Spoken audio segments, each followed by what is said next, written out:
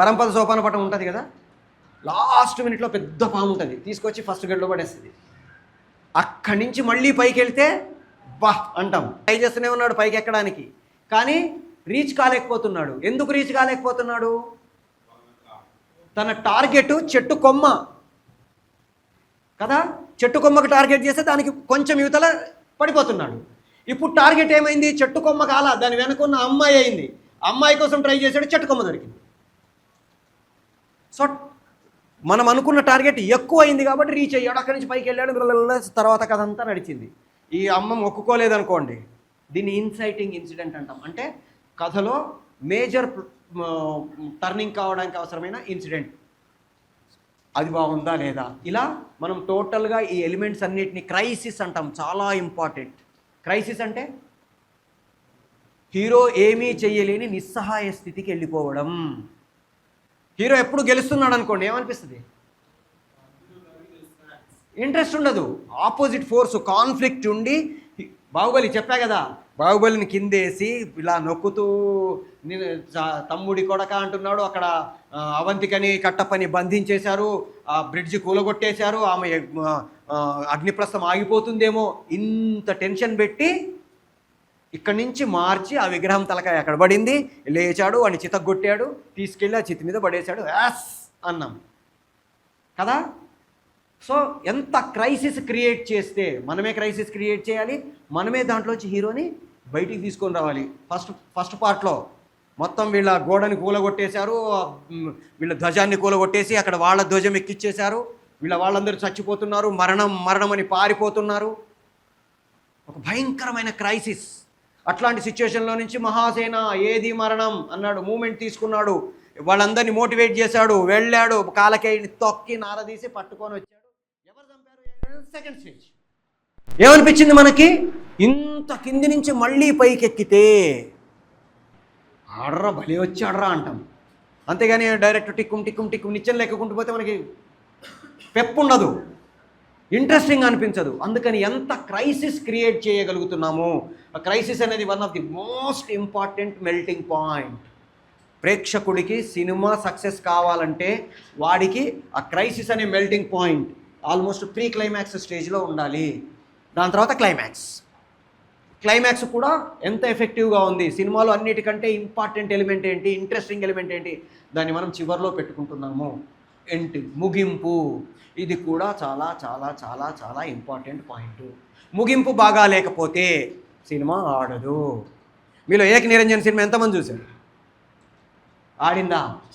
ఎందుకు ఆడలా? మనం first scene నుంచి దేనికోసం వెయిట్ చేస్తున్నాం?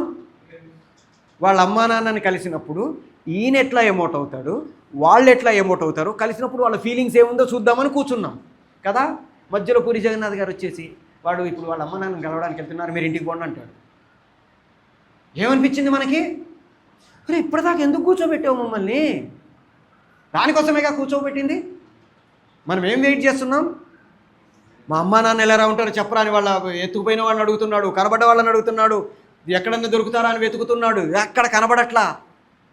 అదే మీకు ఛత్రపతి సినిమాలో చూడండి, వాళ్ళ అమ్మ అని అతనికి తెలిసినప్పుడు, కొడుకు అని ఆమెకి తెలిసినప్పుడు ఎంత ఎమోషన్స్ క్రియేట్ చేశాడు. ఒట్టేసి ఒక మాట, ఒట్టేయకుండా ఒక మాట చెప్పనమ్మా అన్నాడు. కరెక్ట్ ఆ టైంకి శంఖం బయటికి తీశాడు, చూసింది, పొడి చేసింది అప్పటికే కసక్కని. ఎంత ఎమోషన్ క్రియేట్ చేశాడు. మనం ఫీల్ అయ్యాంగా, మెల్ట్ అయ్యాంగా. ఇందులో అది లేకపోతే ఏమనిపించింది? తొక్కలో సినిమా అనుకుంటూ బయటకు వచ్చాం. సో ఎండింగ్ ఎంత ఎఫెక్టివ్గా మనల్ని మౌల్డ్ చేస్తే అంత సక్సెస్ఫుల్ సినిమా. ఎండింగ్ బాగాలేకపోతే, క్లైమాక్స్ అద్భుతంగా ఉంది, ఎండింగ్ బాగాలేదనుకోండి. 3 Idiots ఎంతమంది చూశారు? దాదాపు అందరం చూసాం కదా. 3 Idiots ఎండింగ్ ఏంటి? 3 Idiots ప్రిమైజ్ ఏంటి అసలు? 3 Idiotsలో ఏం చెప్పదలుచుకున్నాడు?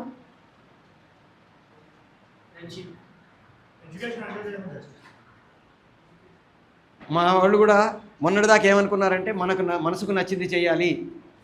కాదు, don't run behind the success, try for excellence, success will come to you. ఇది దాని ప్రిమైజ్. ఆ సినిమాలో చెప్పదలుచుకున్న పాయింట్ ఏంటి?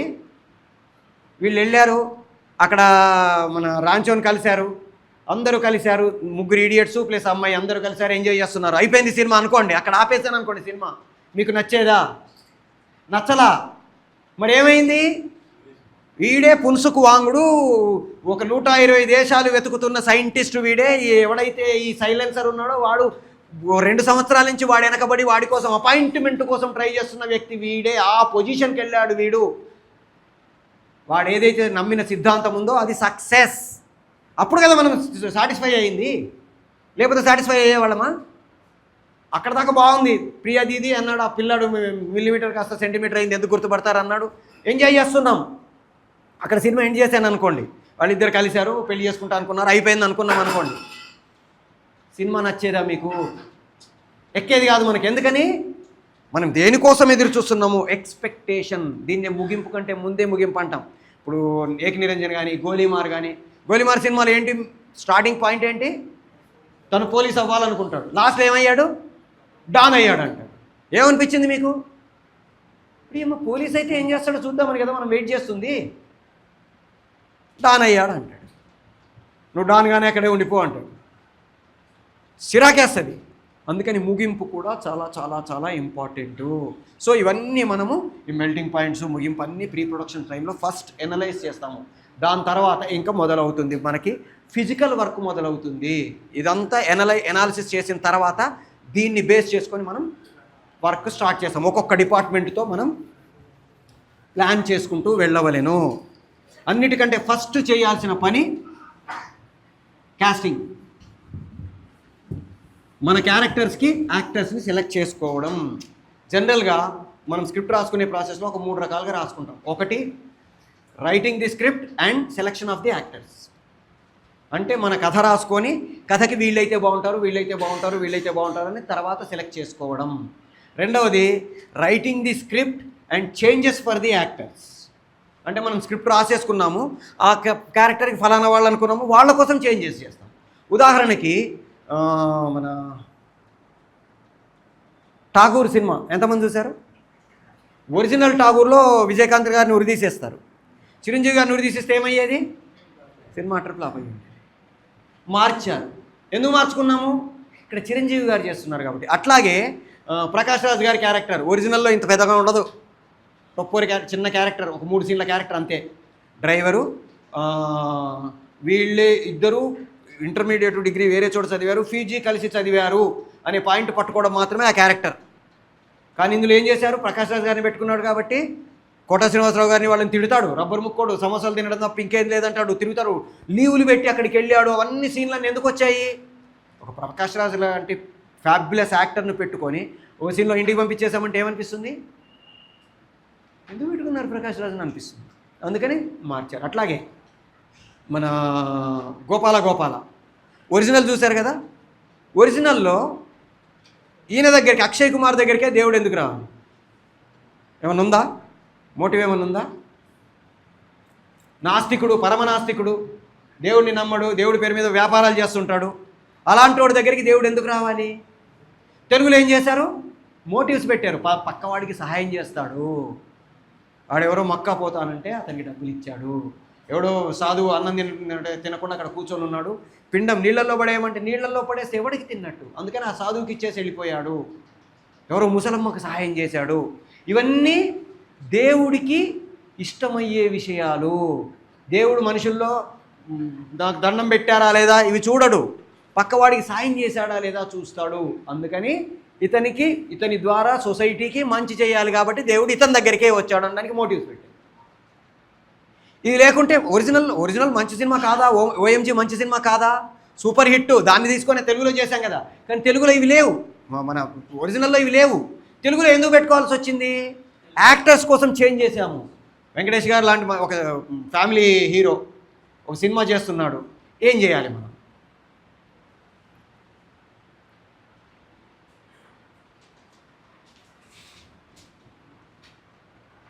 కదా,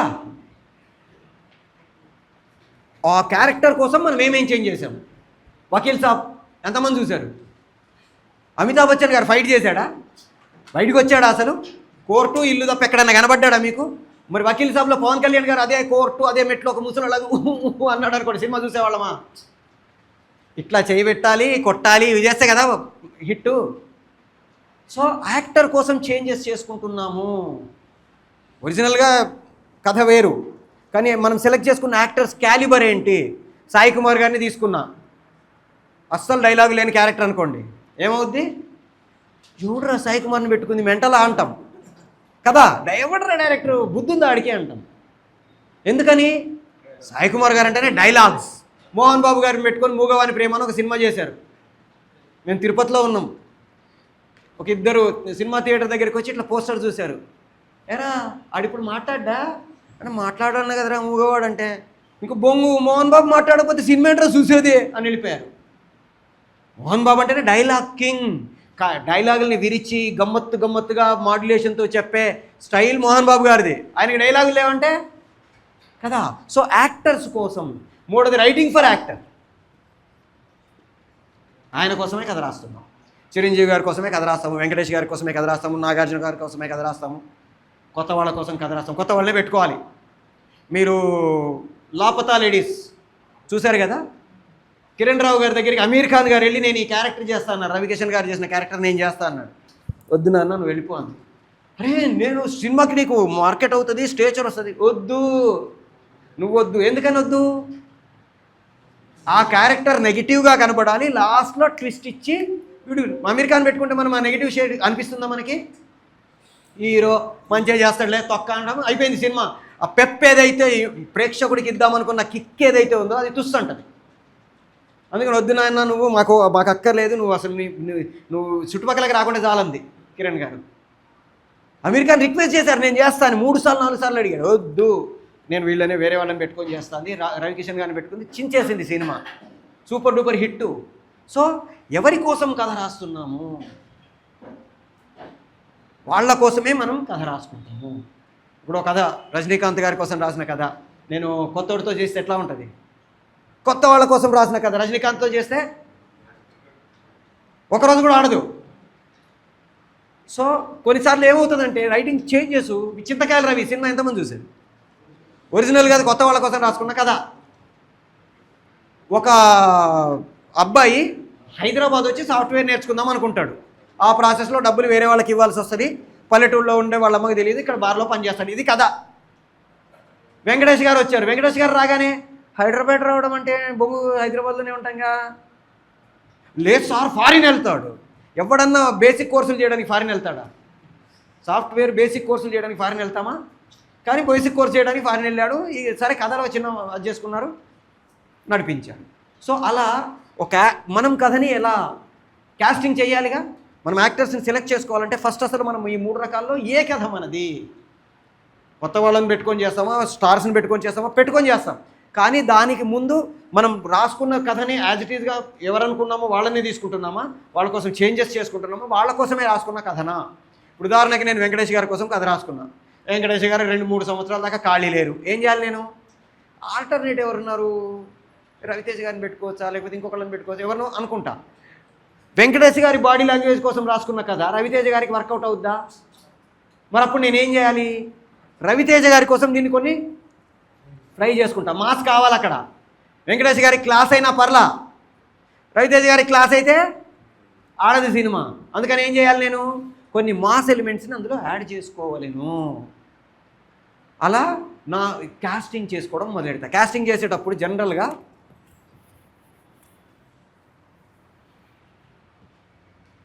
ఫస్ట్ స్టార్స్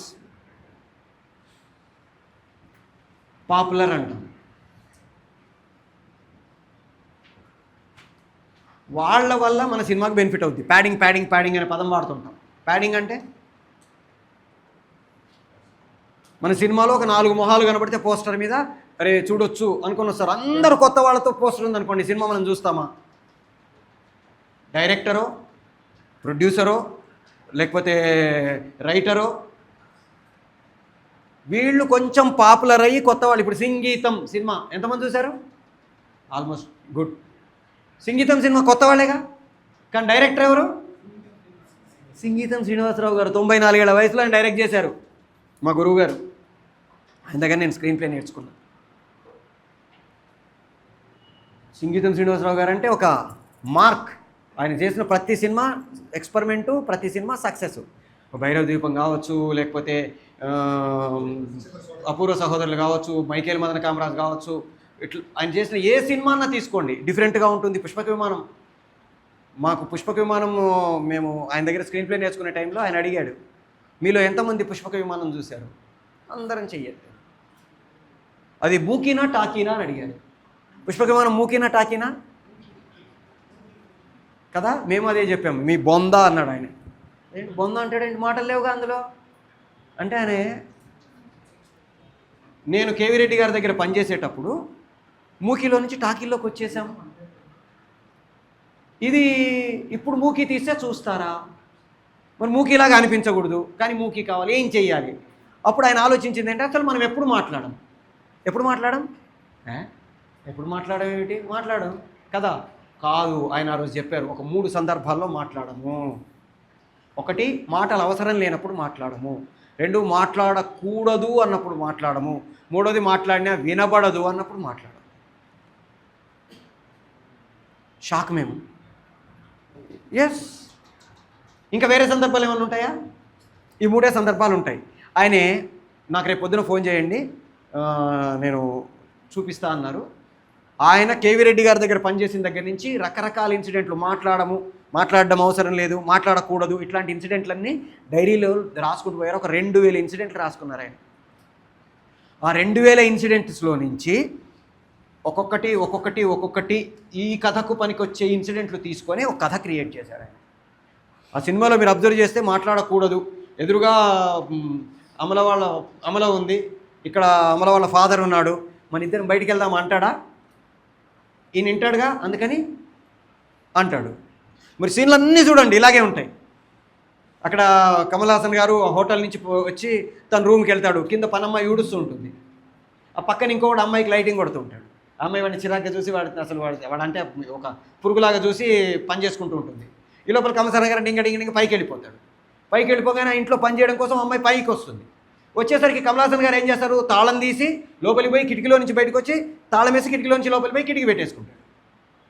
ఈమె పైకి వస్తుంది, వచ్చేసరికి తాళం ఉంది. ఈయన పైకి వచ్చాడు కదా, ఏమైపోయాడు అని వెతుకుతూ ఉంటుంది.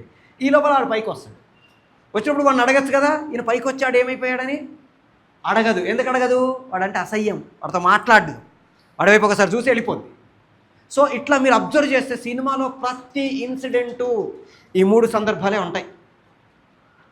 అంత వర్క్ చేసి రాసుకున్నాడు ఆయన. ఇప్పుడు కొత్త సినిమా మాకు అప్పుడే చెప్పాడు ఆయన, నేను ఇంకొక సినిమా చేద్దాం అనుకుంటున్నాను, ఎప్పటికైనా చేస్తాను, మాటలు ఉండవు. మాటలు లేకుండా చేసావు కదా ఒకటి, పాటలే ఉంటాయి. మాట్లాడే ప్లేస్లో పాటలతోటే మాట్లాడితే ఎలా ఉంటుంది? మీకు రుద్రవీణ సినిమా చూశారు కదా, రుద్రవీణ సినిమాలో ఒక సిచ్యుయేషన్ ఉంటుంది. మన పిఎల్ నారాయణ గారి ఇంట్లో రండి రండి రండి దయచేయండి నా పాట మొత్తం మాటల్ని పాటలుగా పెట్టుకొని చేసేశారు. కానీ ఒక సిచ్యువేషనే మొత్తం సినిమా చేయడం ఈజీయా? అది చేసి చూపించాడు ఆయన. 94 ఏళ్ల వయసులో ప్రపంచంలో దాదాపు 2 డైరెక్టర్స్ ఆ ఏజ్లో డైరెక్ట్ చేసిన వాళ్ళు 3. అకిరో కురసావా గారు పోయారనుకోండి, 2. సో ఆ కసి ఆ ఏజ్లో కూడా ఆయన చూపించాడు. సో పాపులర్, మన క్యారెక్టర్స్ని ఎవరిని పెట్టుకుంటున్నాము, వాళ్ళ వల్ల మన సినిమాకి బెనిఫిట్ ఉండాలి. ఇప్పుడు రజనీకాంత్ గారు అనుకున్నా నేను, ఒక సీన్ అయినా సరే రజనీకాంత్ గారు ఉంటే ఏమవుద్ది, రజనీకాంత్ గారి ఫ్యాన్స్ అందరూ వచ్చి సినిమా చూస్తారు, క్యామియోస్ అంటాం. స్టైల్ సినిమాలో చిరంజీవి గారు నాగార్జున గారు ఇద్దరు చేశారు. ఎందుకు అంటే ఆ క్యారెక్టర్స్ వల్ల సినిమా మార్కెట్ 10 లక్షలు పెరిగినట్టే కదా. ప్రభాస్ అట్లా వాళ్ళు చేసే ప్రాసెస్కి మన సినిమాకి మార్కెట్ అవుతుంది అనుకున్న వాళ్ళని మనం పెట్టుకుంటాము. వాళ్ళు పాపులర్ ఒకటే కాలేదు, స్టార్స్ ఒకటే కాలేదు, వాళ్ళ దగ్గర క్యాలిబర్ కూడా అంత ఉంటుంది. సెకండ్ది టాలెంటెడ్.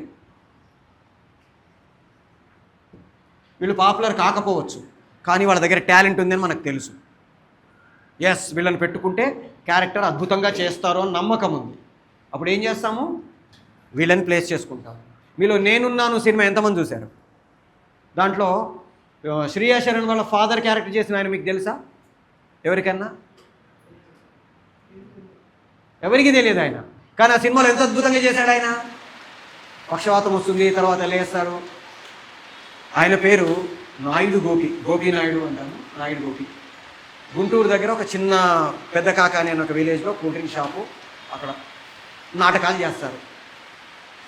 రవీంద్ర భారతిలో నరవాహనం అని ఒక నాటకం చేసే ప్రాసెస్లో డైరెక్టర్ ఆయన్ని చూశారు. అదే చేస్తున్నాడు, ఆయన బెస్ట్ యాక్టర్ అవార్డు కూడా వచ్చింది ఆయనకి. అయిపోగానే ఫోన్ నెంబర్ తీసుకున్నాడు, చేద్దాం అనుకున్నప్పుడు ఆయన తీసుకొచ్చుకొని శ్రీ ఆంజనేయం సినిమా ఎంతమంది చూశారు? విలన్ తెలుసా మీకు? ఆ సినిమా విలన్ తెలుసా? ఆయన యాక్చువల్గా కృష్ణవంశీ గారు రూమ్మేటు చెన్నైలో ఉన్నప్పుడు. వాళ్ళిద్దరూ వర్మ గారి దగ్గర చేసే ప్రాసెస్లో పరిచయం. చెన్నైలో కృష్ణవంశీ గారు రూమ్మేట్. ఆయన క్యారెక్టర్స్ కోసం ట్రై చేశాడు, రాలేదు, ఇంటికి వెళ్ళిపోయాడు. మెకానిక్ షెడ్ పెట్టుకొని విజయవాడలో ఉన్నారు. కృష్ణవంశీ గారు ఆ సినిమా చేసేటప్పుడు కొత్త ఆర్టిస్ట్ని ఇంట్రడ్యూస్ చేయాలి, భలే చేయాలి, అద్భుతంగా చేయాలి. ఎవరెవరంటే ఆయన గుర్తొచ్చాడు. మన రూమ్మేట్ ఉన్నాడు, అద్భుతమైన ఆర్టిస్టు, ఇంట్రడ్యూస్ చేస్తే విలన్గా అనిపించింది. వెళ్ళాను, వదిలేసాను రా. లేదు రా, పట్టుకొని వెళ్ళి ఆయన పెట్టుకున్నాడు. తర్వాత ఆయన సీరియల్ చేశాడు, సినిమాలు చేస్తున్నాడు. మీరు పథేర్ పాంచాలి సినిమా ఎంతమంది చూశారు? తప్పకుండా చూడాల్సిన సినిమాలలో లిస్టులో రాసుకోండి, పథేర్ పాంచాలి.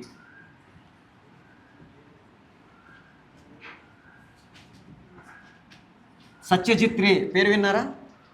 ఆయన చేసిన సినిమా అది, ఫస్ట్ సినిమా, అద్భుతమైన సినిమా. ఇంటర్నేషనల్గా భారతీయ సినిమాకి ఇంత బాగా చేస్తారా అని పేరు తీసుకొచ్చిన సినిమాల్లో అదొకటి, పథేర్ పాంచాలి. చూడండి. దాంట్లో ఒక ముసలవ్వ క్యారెక్టర్ ఉంటుంది, వీళ్ళ నానమ్మ, పిల్లాడి నానమ్మ. పథేర్ పాంచాలి. పథేర్ పాంచాలి అంటే సాంగ్ ఆఫ్ రోడ్ అని అర్థం. పథేర్ అంటే రోడ్డు, పాంచాలి అంటే సాంగ్, అంటే వీధి గానం అని అర్థం. దాంట్లో ఒక ముసలమ్మ క్యారెక్టర్ ఉంటుంది. యాక్చువల్గా మీరు ఆ సినిమాలో చూస్తే ఆవిడ 80 ఏళ్ళలా కనబడుతుంది మీకు, కానీ ఒరిజినల్గా ఆవిడ వయసు 40 ఏళ్ళు. ఆవిడని నాటకాల్లో చూశారు సత్యజిత్ రే గారు. చాలా అద్భుతమైన ఆర్టిస్టు, చిన్న చిన్న రియాక్షన్స్ కూడా చాలా బాగా చేస్తుంది. ఆయన అనుకున్న కథకి ఈవిడే యాప్ అనుకున్నారు. అనుకొని స్క్రిప్ట్ మొత్తం కంప్లీట్ అయిపోయిన తర్వాత ఆవిడ కోసం ట్రై చేస్తే ఆవిడ లేదు, నాటకాలు మానేసింది, ఎక్కడికో వెళ్ళిపోయింది, తెలియదు. మొత్తం ఎంక్వైరీ చేస్తే తెలిసింది ఏంటంటే ఆవిడ నాటకాలు అవన్నీ మానేసి కలకత్తాలో ఒక రెడ్ లైట్ ఏరియాలో ప్రాస్టిట్యూషన్ చేసుకుంటూ బతుకుతుంది. ఈయన వెళ్ళాడు, అమ్మ నేను ఇట్లా అనుకుంటున్నాను సినిమా, వచ్చి మీరే చేయాలంటే వదిలేసానయ్యా, మళ్ళీ ఎందుకు నన్ను ఆ రొంపిలాకు లాగుతావు, ఏదో బతుకుతున్నాను ఎవరికీ తెలియకుండా, ఏదో గుట్టుగా నా బతుకు నేను బతుకుతున్నాను. లేదు, ఆ క్యారెక్టర్ మీరు తప్ప ఇంకెవ్వరూ చెయ్యలేరు, దయచేసి ఒప్పుకోండి అంటే ఒప్పుకోలేదు ఆవిడ. మళ్ళీ వెళ్ళాడు ఒక 4-5 సార్లు ఆవిడని వెళ్ళి రిక్వెస్ట్ చేసి ఆ క్యారెక్టర్ చేయించారు. ఆ తర్వాత ఆవిడ దాదాపు 40 సినిమాలు చేసింది, 2 సార్లు 3 సార్లు నేషనల్ అవార్డు తీసుకుంది. సో వాళ్ళలో ఉండే టాలెంట్ మనకు తెలుసు, వాళ్ళని పెట్టుకుంటాము. స్టాక్ అంటే రొటీన్, రెగ్యులర్గా మనకి దొరికే క్యారెక్టర్స్. నాకు ఒక కామెడీ జంట కావాలి, మొగుడు పెళ్ళాలు, ఎవరిని పెట్టుకుంటాను? ఎందుకట్లా? వేరే పేర్లు ఎందుకు చెప్పలే మీరు కదా? వాళ్ళు ఆల్రెడీ స్టాక్. 30 సినిమాలు 40 సినిమాలలో వాళ్ళిద్దరు జంటగా కనపడ్డారు, కామెడీ చేశారు. నాకు ఒక కామెడీ లెక్చరర్ కావాలి, ఎంఎస్ నారాయణ, బ్రహ్మానందము అంట, ఏవిఎస్ గారో లేకపోతే మన ధర్మవరం సుబ్రహ్మణ్యం గారో. అంత లేదమ్మా అది కదా. వాళ్ళు ఆల్రెడీ ఆ టైప్ ఆఫ్ క్యారెక్టర్స్ చేయడంలో సక్సెస్ అయి ఉన్నారు.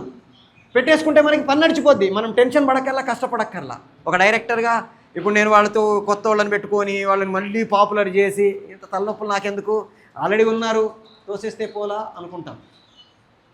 బ్రహ్మానందం గారికి రీప్లేస్మెంట్ వచ్చేంత వరకు ఆయన చేశాడు. ఇప్పుడు బ్రహ్మానందం గారికి సినిమాలు లేవు. ఎందుకు లేవు? ఒకప్పుడు బ్రహ్మానందం గారు అంటే ఈ క్యారెక్టర్ బ్రహ్మానందం గారే చేయాలరా, ఇంకెవరు లేరనేవాళ్ళు. ఇప్పుడు ఏమైంది? వెన్నెల కిషోర్ వచ్చారు.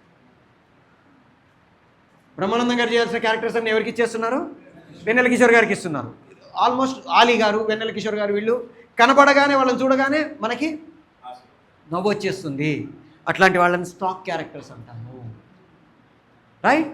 సో మనం క్యారెక్టర్స్ కాస్టింగ్ చేసుకునేటప్పుడు ఇలాంటి వాళ్ళని చేస్తాం. ఒక్కొక్కసారి బ్రేకింగ్ ది స్టాక్ అంటాము. అంటే వాళ్ళు అలాంటి క్యారెక్టర్స్ చేసి ఉంటే కాదు, వీళ్ళలో మంచి డిఫరెంట్ టాలెంట్ ఉంది, వీళ్ళని మనం అద్భుతంగా వాడుకోవచ్చు, వాడుకోవట్లేదు అని వాడుకోవడం ఉంటుంది. దాన్ని బ్రేకింగ్ ది స్టాక్ అంటాం. మీలో రంగమార్తాండ కదా, రంగస్థలమా, రంగమార్తాండ సినిమా ఎంతమంది చూశారు? బ్రహ్మానందం గారిని ఎక్స్పెక్ట్ చేయగలం అట్లా? ప్రకాష్ రాజ్ గారు కనబడ్డారా? నిజంగా ప్రకాష్ రాజ్ గారు అద్భుతమైన ఆర్టిస్ట్, వ్యక్తిగత ఎట్లాంటిది మనకు సంబంధం లేదు, ఆర్టిస్ట్గా అద్భుతం. ఆయన కనబడలా బ్రహ్మానందం గారి ముందు, తినేశాడు. నిజంగా ఒక 2-3 నెలలు తిండి నిద్ర లేకుండా తాగి తాగి తాగి తాగి ఇంట్లో పడున్న మనిషి ఎలా ఉంటాడో నాకు చూపించాడు ఆయన. ఒక మనిషి పర్ఫార్మెన్స్ లోపలికి డెప్త్లోకి వెళ్తే ఎంత అద్భుతంగా చేయొచ్చో అని చూపించాడు కదా. ఎవరైనా ఎక్స్పెక్ట్ చేస్తాం ఆయన అలాంటి క్యారెక్టర్లో? అప్పటిదాకా జంజాల గారి మార్క్ అని ఇట్లాంటి చేసిన బ్రహ్మానందాన్ని శివనాగేశ్వరరావు గారు మార్చేశాడు ఖాన్ దాదా క్యారెక్టర్ తోటి. అప్పటిదాకా బ్రహ్మానందం గారు అంటే ఇలా నెత్తి ఇట్లా ముఖం మీద కొట్టుకుంటాడు, ఇట్లా తీస్తాడు అంటాడు అన్నట్టు ఉండేది. ఖాన్ దాదా క్యారెక్టర్ ఏం చేశాడు? ఆ క్యారెక్టరైజేషనే బ్రేక్ చేశాడు. చాలా డిగ్నిఫైడ్గా, స్టైల్గా. ఒక సినిమా హీరోగా నువ్వే అనగానే ఏమైపోయింది? ఆయన లైఫ్ అంతా మంచి ఒక రౌడీలాగా బతికి ఉండేవాడిని సర్వనాశనం చేశాడు కదా. అంటే రెగ్యులర్గా చేసే క్యారెక్టరైజేషన్స్ కాకుండా వీళ్ళు అద్భుతంగా చెయ్యగలరు అని మనకు అనిపించినప్పుడు ఆ రొటీన్ని బ్రేక్ చేసి వాళ్ళతో చేయించుకుంటాం. ఇది డేంజర్, గుర్తుపెట్టుకోండి. ఎందుకు డేంజర్ అంటున్నాము? సక్సెస్ అయితే ఓకే, మిస్ఫైర్ అయితే ఆ ఇంపాక్ట్ సినిమా మీద పడుతుంది. కానీయకుండా చూసుకోవాలి. ఒక బ్రహ్మానందం గారు ఖాన్ దాదాగానో లేకపోతే రంగమార్తాండలో అతని ఫ్రెండ్ క్యారెక్టరు చేసినప్పుడు మనం ఎంత ఫీల్ అయ్యాము. గుమ్మడి గారు అంటే గుండెపోటు గుమ్మడి గారు అని ఫేమస్. అన్న క్యారెక్టర్లు, తండ్రి క్యారెక్టర్లు చేసిన గుమ్మడి గారిని విలన్గా ఎవడైనా ఎక్స్పెక్ట్ చేస్తాడా? లక్షాధికారి అని ఎన్టీ రామారావు హీరో, ఈయన విలన్. ప్రేక్షకులు యాక్సెప్ట్ చేస్తారు, సూపర్ డూపర్ హిట్. అసలు మనం గుమ్మడి గారిని విలన్గా ఊహించగలమా? సాఫ్ట్ క్యారెక్టర్ ఆయన నెగిటివ్గా చేసి హిట్. ఇది ట్రై చేసి ఫెయిల్ అయినవి కూడా ఉన్నాయి. మరి కండిషన్స్ అప్లై. చిరుజల్లు సినిమా ఎంతమంది చూశారు కదా? మా close friend director Sriram Balaji garu నా క్లోజ్ ఫ్రెండ్. చిలకకి చెప్పినట్టు చెప్పాము. ఒకటి గుర్తుపెట్టుకోండి, చాలా ఇంపార్టెంట్ వర్డ్స్ 2. ఎప్పుడు మనం సినిమా డైరెక్టర్గా వర్క్ చేసే ప్రాసెస్లో మనం వాటిని దృష్టిలో పెట్టుకోవాల్సిన వర్డ్స్ 2. ఒకటి, ఐదర్ కన్విన్స్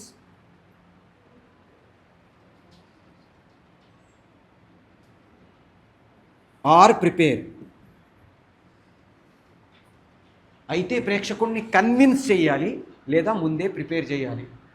హీరో చచ్చిపోతే సినిమాలు చూస్తామా? నాగేశ్వరరావు గారు చచ్చిపోతే దేవదాస్ చూశారుగా, సూపర్ డూపర్ 200 రోజులు ఆడిందిగా. గీతాంజలి, నాగార్జున అమ్మాయి ఇద్దరు చచ్చిపోయారుగా, ఆడిందిగా. మళ్ళీ అదే చక్రం ఆడలా. ఎందుకు ఆడలే? కండిషన్స్. అయితే ప్రేక్షకుడిని కన్విన్స్ చేయాలి. ఎస్, ఇది ఇలాగే జరుగుతుంది, ఇంకో వేరే జరగడానికి అవకాశం లేదు. దేవదాస్ సినిమా ఇంటర్వెల్ టైంలో 1 దగ్గర రక్తం పడింది. 3 గంటలన్నర సినిమా, గంటం బాగా అయిపోయింది. ఓకే, ఇంకో గంటం బాగు తర్వాత ఈయన పోతాడు. నేను ప్రిపేర్ అవ్వడం మొదలెట్టా. ఇంకొక తర్వాత అన్నాడు, ఇంకొంచెం ఎక్కువ పడింది. టైం తగ్గిపోయింది, అరగంటే ఉంది ఈయనకి అనుకున్నాం. ఇంకొక అన్నాడు, రైల్లో నుంచి కిందికి దింపారు, పక్కన కూర్చోబెట్టారు. ఆయన 100 సంవత్సరాలు బతుకుతాడని వాడిని ఎక్స్పెక్ట్ చేస్తాడా? కదా, ఏ క్షణంలో అయినా పోవచ్చు. ప్రిపేర్ అయ్యి ఉన్నాం మనము. సాగర సంగమం ప్రిపేర్. అన్నాడు, పోతాడు, ఎప్పుడో పోతాడు, పొయ్యేలోపే ఏదో చేసిపోవాలి.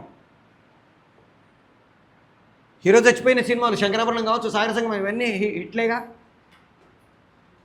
కన్విన్స్ చేశాము లేదా ప్రిపేర్ చేశాము? కన్విన్స్ చేయాలి. మీకు లక్షాధికారి సినిమాలో గుమ్మడి గారు విలన్ కన్విన్స్ చేశాడు ప్రేక్షకుడిని. ఎస్, వీడు విలన్ అయ్యే అవకాశం ఉంది. చిరుజల్లులో కాలా. ఎందుకు కాలా? క్యారెక్టర్ బాలసుబ్రహ్మణ్యం గారు విలన్. బాలసుబ్రహ్మణ్యం గారి విలన్ ఏంటి అనిపించిందా ఫస్ట్? బాలసుబ్రహ్మణ్యం గారి విలన్ ఏంటయ్యా, చాలా సాఫ్ట్, ఆయన మాట్లాడితే అది కాదు అన్నట్టు ఉంటుంది. ఆయన విలన్ ఏంటి? కానీ గుమ్మడి గారు కూడా అలాగే ఉంటాడుగా. మరి అక్కడ ఎందుకు సక్సెస్ అయింది, ఇక్కడ ఎందుకు ఫెయిల్యూర్ అయింది అంటే కన్విన్స్ చేశాడు ఆయన. మనకి ఫస్ట్ స్టార్టింగ్ నుంచి విలన్ వచ్చినప్పుడల్లా ఒక మ్యూజిక్ ఇస్తూ ఉంటాడు. క్యారికేచర్ మ్యూజిక్ అంటాం దీన్ని, మనం పోస్ట్ ప్రొడక్షన్ దాంట్లో మాట్లాడుకునే ప్రాసెస్లో ఉంటుంది. మ్యూజిక్లో రకాలు ఉంటుంది. బిగినింగ్లో వచ్చే music, comment music, caricature music ఇలా ఉంటుంది. ఇది క్యారికేచర్ మ్యూజిక్ అంటే క్యారెక్టరైజేషన్ని ఎస్టాబ్లిష్ చేసే మ్యూజిక్. విలన్ ముసుగేసుకొని కుంటికాలతో నడుస్తూ కనబడుతూ ఉంటాడు. ఆ విలన్ కనబడ్డప్పుడల్లా ఒక మ్యూజిక్ ఇస్తాడు. మీకు మహాభారతం సినిమాలో గుఫీ ఫెంటాలి శకుని క్యారెక్టర్కి ఒక పాము లాంటి మ్యూజిక్ ఇచ్చేవాడు. అలా సో విలన్ కనబడ్డప్పుడల్లా ఒక మ్యూజిక్ ఇచ్చేవాళ్ళు. ఒక 2 చోట్ల గుమ్మడి గారు కనబడ్డప్పుడు ఇస్తాడు ఈ మ్యూజిక్. ఈయనకి విలన్ మ్యూజిక్ ఇస్తున్నాడు ఏంటి, కుంపతీసి అని మొదలు పెడతాం మన మైండ్లో. నెమ్మదిగా గుమ్మడి కనబడ్డప్పుడల్లా కొంచెం నెగిటివ్గా చూడడం మొదలు పెడతాం. పోన్ చివరికి వచ్చేసరికి ఏమనిపిస్తుంది, మన వీడియోలో విలన్ అనిపిస్తుంది. సో మనల్ని ప్రిపేర్ చేశాడు, ఆయనే విలన్ అని కన్విన్స్ చేశాడు. ఇక్కడ ఏమైంది చక్రం సినిమాలో, ఫస్ట్ హాఫ్లో మనకి వాళ్ళిద్దరూ ప్రకాష్ రాజ్ విలన్ అనుకుంటాం, ఈయనను బంధించడానికి ట్రై చేస్తున్నాడు, పారిపోతున్నాడు అంటే మనం ఏమనుకుంటాం, పట్టుకొండ్రా అని అంటుంటాడు. విలనేమో ఇతని హీరో అనుకుంటాం. సడన్గా ఇంటర్వెల్ దగ్గరికి వచ్చేసరికి నేను చచ్చిపోతున్నాను ఒక ఎక్కువ బిల్డప్ ఇచ్చాం. అక్కడ ప్రకాష్ రాజు గడిచాడు, ఇక్కడి నుంచి మనం చచ్చిపోతాడని అనుకున్నాం. కానీ ఏం చేశాడు, సడన్గా చచ్చిపోయాడు. నేను కుండ పట్టుకొని వచ్చాను అంటాడు. నిజంగా ఆ కుండ పట్టుకొని వచ్చినప్పుడు ఏడుస్తాం, మనం ఎమోట్ అవుతాం, చాలా బాధ అనిపిస్తుంది. కానీ దాన్ని డైజెషన్ చేసుకోదు. ఒక ప్రభాస్ లాంటి చూడ్డానికి బాగున్నాడు, అందంగా ఉన్నాడు, క్యాన్సర్ ట్రీట్మెంట్ చేసుకోవచ్చు కదా అనిపిస్తుంది తప్ప పోతాడని ఎక్స్పెక్ట్ చేయాలి. మనం ప్రిపేర్ అయ్యలేదు, సడన్గా చచ్చిపోయాడు అంటాడు. ఇంకొక కనీసం ఒక 10 సీన్లు 15 సీన్లు నడుస్తాయి అనుకునే సిచ్యువేషన్లో పోయాడు అంటాడు సడన్గా. ఏమనిపిస్తుంది మనకి, నిజంగా అక్కడ ఏడుస్తూ ఇవన్నీ నా కొడుకు చెప్పాడంటే మీ కొడుకు ఏడంటే అది చూపించినప్పుడు ఒక్కసారి గుచ్చినట్టు అవుతుంది. కానీ మనం ప్రిపేర్ అయ్యలేము. అందుకని అయితే కన్విన్స్ చేయాలి లేదా ప్రిపేర్ చేయాలి. పర్టికులర్గా ఈ బ్రేకింగ్ ది స్టాక్, ప్రేక్షకుడు ఎస్ భలే చేశాడ్రా, భలే చేయించాడ్రా అనుకుంటే సక్సెస్, రైట్?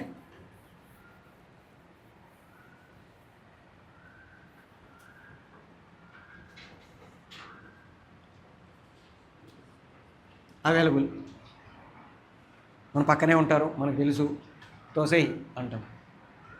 శివ సినిమా చూశారు కదా, ఉత్తేజ్ గారి క్యారెక్టర్, ఆయన డైరెక్షన్ డిపార్ట్మెంట్లో పనిచేస్తున్నాడు. అయితే కండిషన్ ఏంటంటే ఈ అవైలబుల్ వాళ్ళకి ముందే చెప్పొద్దు మీకు ఈ క్యారెక్టర్ ఇస్తున్నామని. ఎందుకని, నర్వస్ కాదు, మేజర్ పాయింట్లు ఏంటంటే ఒకటి వాడి పని వదిలేసి ఈ పనిలో పడతాడు. నేను యాక్టర్ని బొంగులోది డైరెక్షన్ డిపార్ట్మెంట్లో నేను ఎందుకు పని చేయాలన్నట్టు ఉంటుంది. ఎందుకంటే యాక్టర్ అనేవాడు కనబడతాడు, ప్రేక్షకుడికి కనబడతాడు, మంచి క్యారెక్టర్ పేరు వచ్చింది, ఓకే, ఇంక డైరెక్షన్ డిపార్ట్మెంట్ పని చేయడు. అందుకని వాళ్ళకి ముందు చెప్పం. రెండోది బెటర్ చాయిస్. దీనికంటే బెటర్ చాయిస్ ఆర్టిస్ట్ దొరికాడు అనుకోండి, నేనేం చేస్తా, హీరో క్యారెక్టర్కి మా తమ్ముడిని అనుకున్నా, చిరంజీవి గారు నేను చేస్తాను వచ్చాడు అనుకోండి, అని చిరంజీవి గారిని పెట్టుకుంటా. ఎందుకని, మనకు వాళ్ళతో మార్కెట్ అవుతుంది, పబ్లిసిటీ ఉంటుంది, మొత్తం సినిమా తాలూకు క్యాన్వాసే మారిపోతుంది. అలాంటి సిచ్యువేషన్లో వీడేమంటాడు చెప్తే, నాకు ఇస్తాను నా క్యారెక్టర్ వాళ్ళకి ఇచ్చారు అంటాడు. 10 మందికి చెప్తాడు, 20 మందికి చెప్తాడు, 100 మందికి చెప్తాడు నా క్యారెక్టర్ కొట్టేశారని. అందుకని వాళ్ళు ముందు చెప్పొద్దు వాళ్ళకి. ఎందుకంటే ఎప్పుడు మనకి బెటర్ చాయిస్ వస్తుందో తెలియదు. లాస్ట్ మినిట్ దాకా చెప్పదు. ఉత్తేజ్ గారికి లాస్ట్ మినిట్ దాకా చెప్పాలా ఆ క్యారెక్టర్. అన్ని క్యారెక్టర్లు లిస్ట్ రాశారు వర్మ గారు. ఈ క్యారెక్టర్ యాదగిరి డాష్ సార్, అందరు అడుగుతున్నారు డైరెక్షన్ డిపార్ట్మెంట్లో, సార్ ఈ యాదగిరి క్యారెక్టర్ ఎవరు సార్ చెప్పట్లా, ఈరోజు షూటింగ్, ఈరోజు కూడా చెప్పాలా సార్, సినిమా షూటింగ్ స్టార్ట్ అయ్యే టైం అయింది, యాదగిరి క్యారెక్టర్ ఎవరు సార్, ఆ సీన్ చెయ్యాలి ఈరోజు అంటే, నీకెందుకే అని ఉత్తేజ్ ఒకసారి పోయి మేకప్ ఆర్టిస్ట్ దగ్గరికి పోయి మాట్లాడి రాపో అన్నాడు. మేకప్ ఆర్టిస్ట్ దగ్గరికి పోయాడు, నేను దా కూర్చో అన్నాడు. నేను ఎందుకు కూర్చోవాలి అన్నాడు. యాదగిరి క్యారెక్టర్ నువ్వేనట కదా వర్మ గారు చెప్పారన్నాడు. నేనా దాదా చెయ్యి అన్నాడు. అక్కడి నుంచి అదే చెప్పాడు, నీకు అందుకే ముందు చెప్పాలా, మూసుకొని నీ పని నువ్వు చేస్తూ ఇది చెయ్యాలి అన్నాడు. అందుకని ముందు చెప్పము. సో వీళ్ళు కాకుండా ఆడిషన్స్ ఇంకొకటి కొత్త వాళ్ళని తీసుకుంటాం మనము.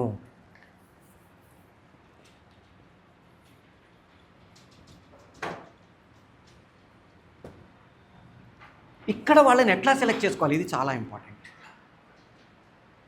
కొంతమంది ఫొటోస్ చూసి సెలెక్ట్ చేసుకుంటారు, కొంతమంది ఆడిషన్స్ చేయించుకుంటాము, మన క్యారెక్టర్ చేయించుకుంటాము. ఫోటో చూసి ఎట్లా సెలెక్ట్ చేస్తాం?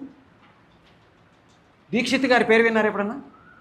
మురారి సినిమాలో పూజారి, ఆయన మీడియా వర్క్షాప్స్ చేసేవాళ్ళు. ఆ మీడియా అల్లరి నరేషు, ఆర్యన్ రాజేషు, ఆర్పి పట్నాయకు, మన సునీలు, వీళ్ళందరూ అక్కడి నుంచి వచ్చిన వాళ్ళే. దానికి అక్కినేని నాగేశ్వరరావు గారు అడ్వైజర్, మేమందరం ఫ్యాకల్టీ. అక్కినేని నాగేశ్వరరావు గారు కుర్చీలో కూర్చుంటే మేము ఇలా కింద కూర్చునేవాళ్ళం. అక్కడ దేవదాస్ గారు అక్కడ అందరు కూర్చునేవాళ్ళు. అప్లికేషన్స్ తీసుకునేవాళ్ళం. అప్లికేషన్స్తో పాటు 2 ఫోటోలు పెట్టాలి వాళ్ళు. ఫోటో చూసేవాళ్ళం. ఫస్ట్ నాగేశ్వరరావు గారు చూసి ఓకే అని పక్క వాళ్ళకి ఇచ్చేవాళ్ళు. అన్ని తిరిగి నా దగ్గరికి వస్తే నేను ఫైన్ చేయాలి. నేను అది చూసి ఈయన ఓకే అన్నాడు, ఏం కనబడుతుంది ఇందులో, ఇలా ఉన్నారు, పెద్ద ఆయన ఏదో కామెంట్ చేయాలి కాబట్టి చేస్తున్నాడు అనుకునేవాడిని. ఒక ఫోటో చూసి ఎరగదీస్తాడు అబ్బాయి వీడు అన్నాడు. తిరిగి నా దగ్గరికి వస్తే నార్మల్గానే కనబడుతుంది ఫోటో.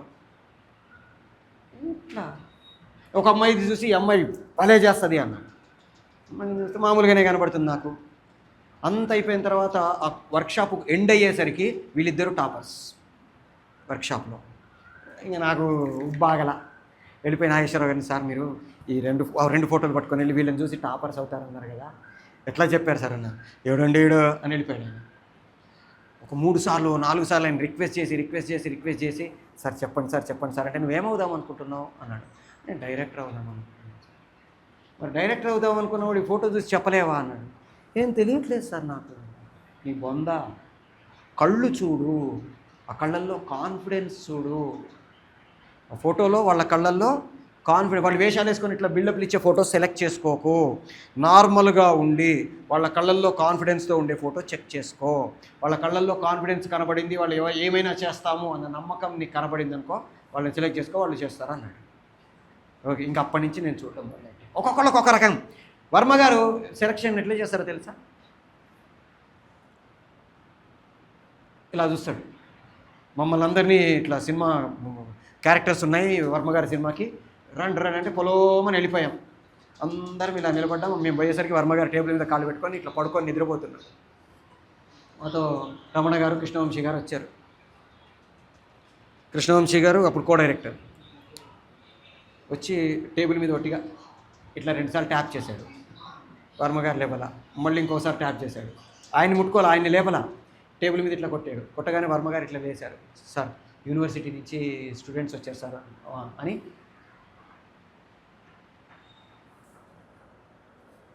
మేము ఉండాలా వెళ్ళిపోవాలా తెలియదు మాకు. ఎవరిని సెలెక్ట్ చేసుకున్నాడా లేదా తెలియదు. కృష్ణవంశీ గారు అందరినీ చూసి మీరుండండి మిగతా వాళ్ళందరూ బయటికి రండి అన్నాడు. నేను అడిగా, అరే వాళ్ళిద్దరిని ఎందుకున్నామన్నాడు. మమ్మల్ని ఏం చూశారు, ఏం చెప్పారు, ఎక్కడ చేశారు, వీళ్ళిద్దరిని ఎందుకు సెలెక్ట్ చేసుకున్నారంటే మీరు రండి బయటికి రండి ముందు బయటికి రండి. బయటికి వెళ్ళాము. నేను మళ్ళీ సరే చెప్పండి సార్ అన్న. అంటే 2, ఒకటి ఆయన చూసే ప్రాసెస్లో ఒక ఇద్దరి దగ్గర 1 సెకండ్ ఎక్కువ ఆగాడు. ఇప్పుడు ఎక్కువ ఆగాడా మాకు తెలియదా. వాళ్ళకి వేవ్ లెంత్ మ్యాచ్ ఉంది కాబట్టి ఆయనకి తెలిసింది. రెండవది, ఈ క్యారెక్టర్స్కి ఎట్లాంటి క్యారెక్టరిస్టిక్స్ ఉంటాయి, వాళ్ళకి ఎట్లాంటి వాళ్ళు కావాలో మాకు తెలుసు. ఈ వేవ్ లెంత్ మ్యాచ్ అవుతుంది. ఓహో అనుకున్నా. మరి ఇలా ఎందుకు చూశారన్న, మాకు కూడా తెలియదు అన్నాడు. ఎందుకు చూసుంటాడు అట్లా? మామూలు ఇలా చూడొచ్చు కదా, ఇలా చూడలే, ఆయన ఇలా చూశాడు. ఎందుకు చూసుంటాడు? అప్పటి నుంచి నేను ఎవరైనా వస్తే ఇట్లా చూడడం వల్ల ఎందుకు చూసాడు తెలియాలి కదా. నేను ఎక్స్పెక్ట్ చేసింది ఏంటంటే, అలా చూస్తే ఫేస్లో ఉండే హైలైట్ ఫీచర్స్ మాత్రం కనపడతాయి. ఒకవేళ గడ్డం పెడితే ఎలా ఉంటాడు, గడ్డం తీసేస్తే ఎలా ఉంటాడు, మేకప్ వేస్తే ఎలా ఉంటాడు, క్యారెక్టర్ మనకు అనుకున్నది అనుకుంటాడా లేదా, ఇలా చూసినప్పుడు ఆ హైలైట్ ఫీచర్స్ మాత్రమే కనబడతాయి కాబట్టి, అంటే లైట్ ఎక్కడ పడుతుందో ఆ ఫీచర్స్ ఎక్స్ట్రా కనబడతాయి కాబట్టి అలా చూసేయడేమో అనుకొని నేను కూడా ఒకసారి నాకు కావాల్సిన క్యారెక్టర్ ఓకే అనుకొని చూస్తాను. సో ఒక్కొక్కళ్ళు ఒక్కొక్క రకంగా సెలెక్ట్ చేసుకుంటారు. ఎలా సెలెక్ట్ చేసుకున్నా మనకి పర్ఫెక్ట్గా ఆ క్యారెక్టర్కి ఫిట్టింగ్. ఫస్ట్ చూడాల్సింది ఫిజికల్ ఫిట్నెస్. భీముడు, ఈ అబ్బాయిని భీముడు అన్నాను అనుకోండి, ఏమంటారు? భీముడా ఈ అబ్బాయా అంటాం కదా. అక్కడ ఉన్నాడు, ఆయన్ని భీముడు అన్నాం అనుకోండి, ఎస్ భీముడు అంటే ఇట్లాగే ఉంటాడేమో అంటాం కదా. ఇది ఫస్ట్ ఫిజికల్ ఫిట్నెస్. అంటే చూడగానే నా క్యారెక్టర్కి బాహుబలి ఈ అబ్బాయి బాహుబలి అన్నాను అనుకోండి, బాహుబలి ఈ అబ్బాయా అంటాంగా, ఈడు బాహుబలి అంటారా అంటామా అనమా? అనిపించకూడదు. ఫస్ట్ రాముడు అనగానే ఇట్లా వచ్చినోడిని రాముడు అన్నాను అనుకోండి, ఏం చేస్తారు? ఎవడరా డైరెక్టర్ అని రాళ్ళు పట్టుకొని వస్తారు కదా. రాముడు అనగానే ఎలా ఉండాలి? విగ్రహం కావచ్చు, ఫేస్ కావచ్చు, అనిపించాలి. అలా ఫస్ట్ ఫిజికల్గా చూసుకొని ఫస్ట్ సెలెక్ట్ చేసుకుంటాము. రెండవది ప్రయారిటీస్, అంటే ఒక క్యారెక్టర్కి ఒక 4 ప్రయారిటీస్ పెట్టుకుంటాం. 1 2 3 4. ఫస్ట్ ప్రయారిటీ ఎప్పుడు టాప్. ప్రకాష్ రాజ్ గారు నా క్యారెక్టర్కి దొరికాడు అనుకో, కావాల్సిందేముంది? నాకు మార్కెట్ అవుతుంది ఆయన పేరు మీద. హీరోగా చిరంజీవి గారు చేస్తా అన్నారు అనుకోండి, నేను గొట్టం గోవిందరావుని పెట్టుకోను కదా. ఎవరిని పెట్టుకుంటా? ఫస్ట్ ప్రయారిటీ ఎప్పుడు మార్కెట్ ఎవరిది అవుతుంది వాళ్ళని పెట్టుకుంటాము. సెకండ్, థర్డ్, ఫోర్త్ దాంట్లో ఎవరు బాగా చేస్తారు. మామూలుగా కొత్త వాళ్ళతో చేసినప్పుడు, ఆడిషన్స్ చేసినప్పుడు రౌండ్స్ చేస్తాం. First round, second round, third round, అట్లా ఒక 2-3 రౌండ్స్ చేసి వాళ్ళని సెలెక్ట్ చేసుకుంటాము. రైట్? సో ఎప్పుడు కూడా ఒక క్యారెక్టర్కి ఒకళ్ళని ఫైనల్ అనుకోము. ఒక 3-4 దృష్టిలో పెట్టుకుంటాం. ఫైనల్ చేసిన తర్వాత వాళ్ళకి ఇన్ఫర్మేషన్ ఇస్తాం ఎవరిని అనుకున్నాం. అంతకుముందు దాకా ఆడిషన్స్కి 2 రౌండ్లు 3 రౌండ్లు రప్పిస్తాము, వాళ్ళతోటి ఏదో చేయిస్తాము, ఇంకోటి చేయి అంటాము. దాంట్లో నుంచి ఫిల్టర్ చేసుకుంటూ ఫైనల్గా ఒకళ్ళని సెలెక్ట్ చేసుకుంటాము. ఇది మనకి కాస్టింగ్ ప్రాసెస్. కాస్టింగ్ అయిపోయింది. Next art department.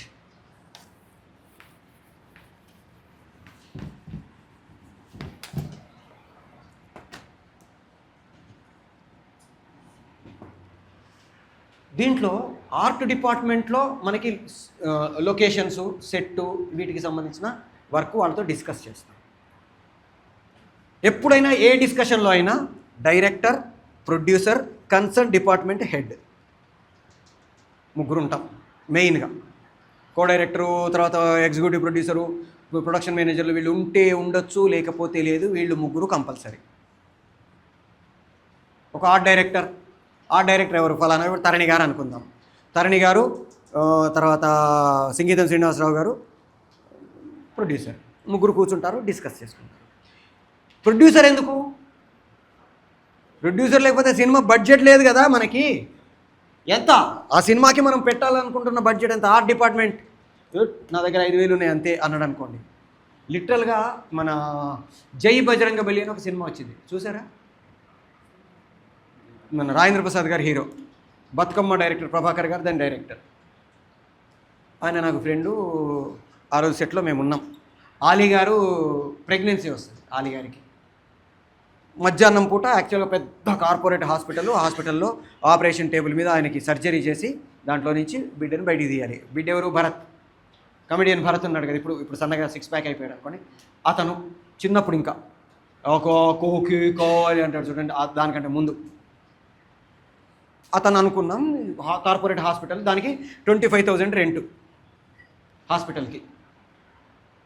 మధ్యాహ్నం నుంచి అది షూటింగ్ చేయాలి, మార్నింగ్ వేరే సీన్లు చేస్తున్నాం. సానా యాదిరెడ్డి గారు ప్రొడ్యూసర్, ప్రభాకర్ గారు ప్రొడ్యూసర్ రాలా. మన ప్రొడక్షన్ మేనేజర్ తోటి ప్రొడ్యూసర్ గారు వస్తే 25,000 తీసి పెట్టుకో, మధ్యాహ్నం హాస్పిటల్ సీన్లు చేయాలి అని చెప్పారు. ఓకే సార్ అన్నాడు. ఈ లోపల యాదిరెడ్డి గారు వచ్చారు, సానా యాదిరెడ్డి గారు వచ్చారు. ఈయన సినిమా షూటింగ్లో ఉన్నాడు. రాగానే మన సార్ ఇట్లా మధ్యాహ్నం సినిమా సీన్స్ చేయాలి కదా, దానికి ఒక 25,000 కావాలన్నారు హాస్పిటల్కి పే చేయడానికి.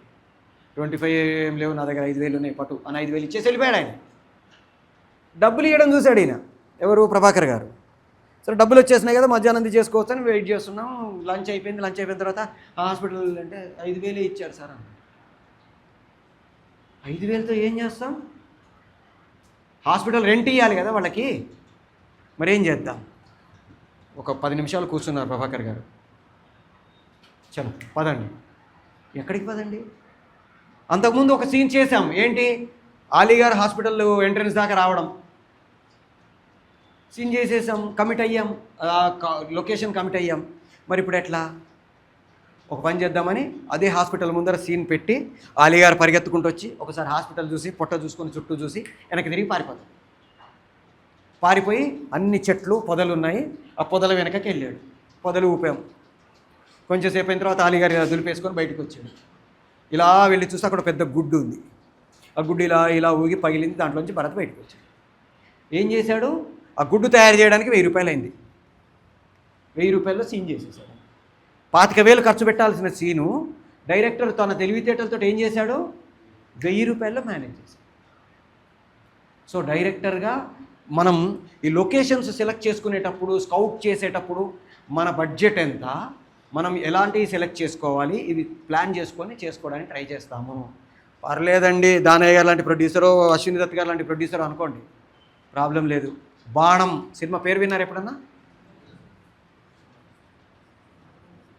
నారా రోహిత్ గారి ఫస్ట్ సినిమా. అశ్విని దత్ గారు వాళ్ళ అమ్మాయి ప్రొడ్యూసర్గా ఆ సినిమాతో ఇంట్రడ్యూస్ అయింది. స్వప్న గారు, చైతన్య దంతులూరి డైరెక్టర్. మొత్తం ఒకటే చోట సినిమా చేస్తున్నాడు. దత్ గారు సెట్లోకి వచ్చారు. ఏమయ్యా ఇది అశ్విని దత్ సినిమా అయ్యా, మొత్తం ఇట్లా చేస్తావే, ఊటీకి కొడైకెనాల్కి అక్కడికి వెళ్ళరా? అక్కర్లేదు సార్ మాదంతా. అదేం సంబంధం లేదు, పోండి ఊటీకి పోయి ఏదైనా చేసుకొని రాపోండి అంటే, ఆయన చెప్పాడు కాబట్టి ఊటీకి వెళ్ళి ఒక పాట ఇంట్రడక్షన్ సాంగ్ ఉంటుంది, మన ఆయన జాగింగ్ చేసుకుంటూ పరిగెత్తే పాట, దాన్ని అక్కడ చేసుకొని వచ్చాడు. అట్లాంటి ప్రొడ్యూసర్ ఉంటే ప్రాబ్లం లేదు, ఇట్లాంటి ప్రొడ్యూసర్ ఉంటే ప్రాబ్లం. అందుకని మనం మన బడ్జెట్ ఎంత అన్నీ చూసుకొని బడ్జెట్ లోపల మనం సెట్ చేసుకోవడానికి ఏం కావాలి. జనరల్గా మనకి న్యాచురల్, ఆర్టిఫిషియల్, మిక్స్డ్ అని 3 రకాల సెట్లు వర్క్ చేసుకుంటాం. న్యాచురల్ అంటే యాజ్ ఇట్ ఈస్, అది ఎలా ఉంటే అలా వాడుకుంటాం. బీచ్కి వెళ్దాం, షూటింగ్ చేసుకుంటాం, వస్తాం. ఆర్టిఫిషియల్ అంటే సెట్ వేసుకుంటాం. బీచ్ సెట్ వేయగలమా? వేస్తాం. భైరవ దీపం సినిమా చూసారా? దాంట్లో మన ఇద్దరు సుత్తివేలు గారు, కోవేశ్వరల గారు ఉన్న సీన్లు బీచ్లోనే కదా జరిగేది, అది సెట్ వేశారు. మొత్తం సినిమా అంతా సెట్టే. భైరవ దీపం పిచ్చెక్కిపోతుంది చూస్తే. ఆయనకి పద్మశ్రీ ఇచ్చారు ఆ టైంలో. ఎందుకు ఇచ్చారంటే అందుకే.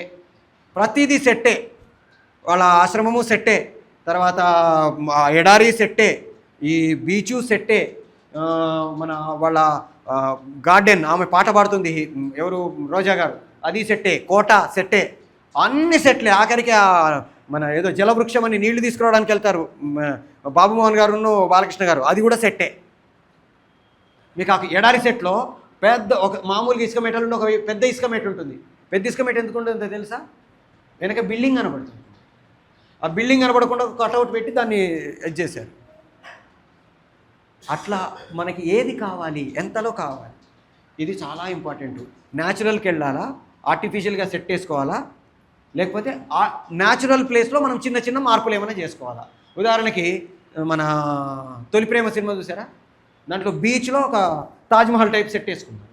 బీచ్ న్యాచురల్, అక్కడ సెట్ వేసుకున్నాం. అట్లాగే రెడీ సినిమాలో బీచ్లో ఒక పాట ఉంటుంది రామ్ది. స్టార్టింగ్లో బీచ్లో అన్నీ ఒక చిన్న ప్లాట్ఫామ్స్ లాగా వేసి వాటిపైన ఒక చిన్న టెంట్ల లాగా వేసి అక్కడ పాట చేశారు. సో మనకి న్యాచురల్ సెట్ కావాలా, ఆర్టిఫిషియలా, లేకపోతే మన కథ ఏంటి, మన కథలో ఆ సెట్ ఇంపార్టెన్స్ ఏంటి, అక్కడ ఎన్ని రోజులు షూట్ చేయాలి, మనము నెంబర్ ఆఫ్ డేస్ మనకి తెలియాలి. తెలిస్తే దాన్ని బట్టి మనం ప్లాన్ చేసుకోగలుగుతాము. ఉదాహరణకి ఒక్కడి సినిమా ఉంది, చార్మినార్ 2 కోట్లు పెట్టి చార్మినార్ సెట్ వేశారు. చార్మినార్ దగ్గర పోయి చేసుకోవచ్చు కదా. 2 కోట్లు పెట్టి సెట్ అవసరమా?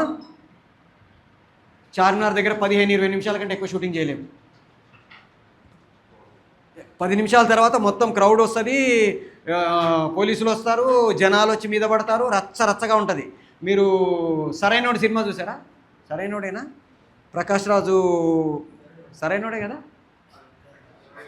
రేసు గుర్రమా? దాంట్లో అదే బ్యావుడా రేసు గుర్రమే కదా? రేసు గుర్రంలో చార్మినార్ దగ్గర ఒక షాట్ ఉంటుంది. అల్లు అర్జున్ గారు వస్తారు, మామా నేను ఎక్కడున్నా అంటే ప్రకాష్ రాజు పద అని పారిపోతారు. ఇంతే. దీనికోసం కెమెరా బండిలో నుంచి కిందికి కూడా దింపాల, వెహికల్లో పెట్టేసి వాళ్ళందరూ రెడీ అయిపోయి వాళ్ళు ఒక వెహికల్లో ఉండి కరెక్ట్గా లాస్ట్ మినిట్లో దిగి వాళ్ళు డైలాగ్ చెప్పేసి టపా అంతా చూసేసరికి అయిపోయింది, వెళ్ళిపోయారు. 10 నిమిషాల్లో మొత్తం సీన్ చేసుకొని వెళ్ళిపోయారు. ఎందుకని? క్రౌడ్ మొత్తం మీద పడింది అనుకోండి, అక్కడి నుంచి బయటికి రావడం పెద్ద తలనొప్పి. మీరు అతనొక్కడే సినిమా చూసారా? కళ్యాణరామ్ గారిది. దాంట్లో ఒక సీన్ ఉంటుంది, కళ్యాణరామ్ గారు పరిగెత్తి జీవి గారిని తల నరికేస్తాడు. ఒక సీను మీకు పురాణ పూల్ దగ్గర షూట్ చేశారు. ఆ ఒక్క సీన్ చేయడం కోసం వాళ్ళు 45 లక్షలు ఖర్చు పెట్టారు. 45 lakhs. సెట్ మొత్తం వేయడానికి 5 లక్షలే. మరి మిగతా డబ్బులు దేనికైనాయి? అక్కడుండే రౌడీ షీటర్స్కి, పోలీసులకి, అక్కడుండే పొలిటీషియన్స్కి వాళ్ళకి ఇవ్వడానికి అయినాయి. ఎవ్వరు డిస్టర్బ్ చేయకుండా వాళ్ళు ఉంటారు. అక్కడ లోకల్ లీడర్స్ ఉంటారు. రే కొనే రే చల్ హమారా లోగ్ లా బిటావ్ అంటారు. అందుకని వాళ్ళకు ఒక్కొక్కడికి 5 లక్షలు, 6 లక్షలు, 7 లక్షలు, ఒకడికి 10 లక్షలు కూడా ఇచ్చారు. ఎంత సీను? కరెక్ట్గా 8 నిమిషాల సీను. పరిగెడతారు, మార్కెట్లో చేజ్ చేస్తాడు, ఎగురుతాడు, కొడతాడు. షూటింగ్ ఒక 4-5 గంటలు చేశారు. 45 లక్షలు ఖర్చు పెట్టారు. సెట్ వేసుకుంటే 5 లక్షల్లో అయిపోద్ది. కానీ వాళ్ళకి అక్కడ న్యాచురల్గా మూసీ నది ఒడ్డున కావాలని ఫీలింగ్ అయింది, చేశారు. తెలివిగా సీను వైట్ల గారు కూడా అలాంటి ప్లేస్లోనే చేశారు షూటింగ్. ఒక్క పైసా కూడా ఖర్చు పెట్టకుండా చేసి వచ్చారు. అదేంటి అట్లెట్లా అంటే, ఈయన తెల్లవారుజామున 4:30కి వెళ్ళిపోయారు. దడా రోడ్డు మీద. మన రెడీ సినిమా చూసారా? రెడీయేనా? డి సినిమా చూసారా? ఫస్ట్ సీన్, ఓపెనింగ్ సీన్, మన మదీనా నుంచి ఇట్లా టర్న్ అవుతామా, చార్మినార్ నుంచి వచ్చేటప్పుడు మదీనా వన్ వే ఉంటుంది. ఇట్లా వెళ్ళేటప్పుడు ఇటు వెళ్తాం, తిరిగి అటు వచ్చేటప్పుడు ఇట్లా రైట్ తీసుకుంటాం, వస్తే అఫ్జల్గంజ్. ఆ కార్నర్లో రోడ్డు మీద ఒక తడక పెట్టారు, దానికి ఒక తాడు కట్టారు, ఇక్కడ ఒక గుంజ పాతారు. సుమగారు బకెట్ పెట్టుకుంటుంది, అక్కడ బండలు ఎండేస్తుంటే వెనక మూసీ నది, ఆ వెనక ఉస్మానియా హాస్పిటల్ కనబడుతుంటుంది. టపా అరగంటలో షూట్ చేసుకున్నారు. జంప్. ఒక్క పైసా కూడా ఖర్చు పెట్టలా. ఓ 2 పోలీస్ కానిస్టేబుల్స్కి డబ్బులు ఇచ్చారు అంతే, సెక్యూరిటీ కోసం. అదే ప్లేస్లో వాళ్ళు తీసినప్పుడు 45 లక్షలు ఖర్చు పెట్టారు. ఎట్లా చేస్తే ఎఫెక్టివ్గా అవుతుంది? లక్ష్మి సినిమా చూసారా? మన వెంకటేష్ గారిని. దాంట్లో హౌరాలో సుధా గారు వాళ్ళ ఇల్లు, నయనతార గారు వాళ్ళ ఇంటి సీన్లు ఉంటాయి. ఇల్లు కాదు, తొక్క కాదు, మొత్తం హౌరా బ్రిడ్జి వెనక ఒక పార్కులో 2 గుంజలు బాతారు, మన దానికి తాడు కట్టారు. వాళ్ళు మాట్లాడుకుంటూ బట్టలు ఎండేసుకుంటూ మాట్లాడతారు. వెనక హౌరా బ్రిడ్జి కనబడుతుంటుంది. వీళ్ళ ఇంటి వెనక అని బిల్డప్ ఇచ్చారు. అంటే మన దగ్గర బుర్ర ఉంటే దీన్నే మనము ఫిల్మిక్ స్పేస్ అంటాం. ఈ వర్డ్ చాలా ఇంపార్టెంట్.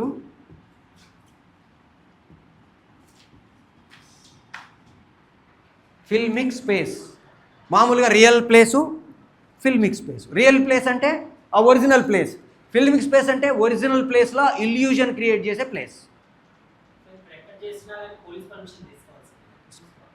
ప్రైవేట్ ప్లేసులలో, పబ్లిక్ ప్లేసులలో చేస్తే ఖచ్చితంగా తీసుకోవాలి. స్టూడియోలలో వాటిలో అయితే అక్కర్లా. మీ హౌస్ లోపల చేస్తే ఎవరైనా పక్కన వాళ్ళు కంప్లైంట్ చేస్తారు అనుకుంటే పర్మిషన్ తీసుకోవాలి, అదర్వైజ్ అక్కర్లా. ఎందుకంటే అది పర్సనల్ ప్లేస్, మీ ఇల్లు. మీరు ఎవరికైనా సమాధానం చెప్పుకోవాలనుకోండి, ఇప్పుడు ఇండివిజువల్ హౌస్ అనుకోండి, ప్రాబ్లం లేదు.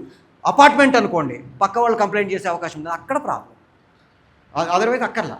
మనం జనరల్గా ఏం చేస్తామంటే వీటన్నిటిని ఎఫ్డిసి ఫార్మాలిటీస్ అంటాం. ఎఫ్డిసి వాళ్ళకు మన లొకేషన్ లిస్ట్ ఒకటి సబ్మిట్ చేయాలి. అక్కడి నుంచి వాళ్ళ దగ్గర నుంచి లెటర్ తీసుకొని కన్సర్న్డ్ ఏదైతే జ్యూరిడిక్షన్ పోలీస్ స్టేషన్ ఉందో అక్కడ వాళ్ళకి మనం అది ఇచ్చి వాళ్ళకి పర్మిషన్ తీసుకోవాలి. లేకపోతే కెమెరా సీజ్ చేసేస్తారు. పోలీసులు వచ్చి కెమెరా పట్టుకుపోతారు. మళ్ళీ బాబు అని బతిమలు ఆడుకొని డబ్బులు ఇచ్చో ఇంకోటి చేసో మనం కెమెరా తెచ్చుకునేసరికి ప్రాబ్లం అవుతుంది. అందుకని అక్కడ మనకి ఏం అబ్జెక్షన్స్ రావు అనుకుంటే ప్రాబ్లం లేదు. ఇప్పుడు కాలనీలో పార్కులు ఉంటాయి.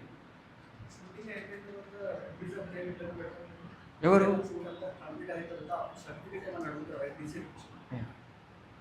అయిపోయిన తర్వాత ప్రాబ్లమే లేదు. పడతాయి అసలు. వాళ్ళు వచ్చి ఎప్పుడు కంప్లైంట్ చేసి అదంతా మేము అక్కడ చేయలేదు, సెట్ వేసుకున్నాం అంటాం. ఫిల్మిక్ స్పేస్ అంటున్నాం. ఉదాహరణకి బజరంగి భాయిజాన్ సినిమా ఎంతమంది చూశారు? ఆల్మోస్ట్ దాదాపు అందరం చూశారు కదా. ఒరిజినల్ కథ ఎక్కడ?